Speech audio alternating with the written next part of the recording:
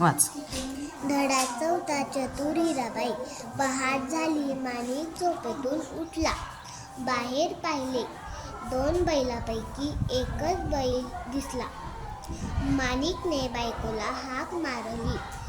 दोघांनी सगळीकडे बैलाचा शोध घेतला, पण बैल सापडला नाही. दुसरा बैल चोरीला गेला होता. माणिक व माणिकची बायको हिराबाई बैल बाजारात गेले. अचानक हिराबाई ओरडली, "आहो, हा पहा आपला बैल चोर सापडला." आवाज ऐकून चोर घाबरला.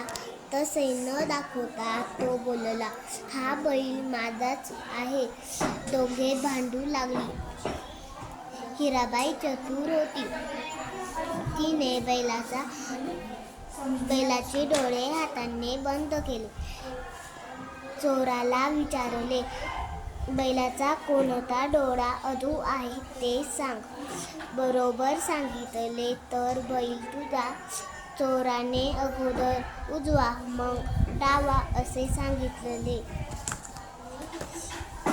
हिराबाईने हात बाजूला केला. बैलाचा कोणताही डोळा अधू नाही असे दिसले. लोकांनी चोराला पकडले. पोलीस आले, चोराला घेऊन गेले. माणिक आणि हिराबाई बैल घेऊन आनंदाने घरी गेले. अरे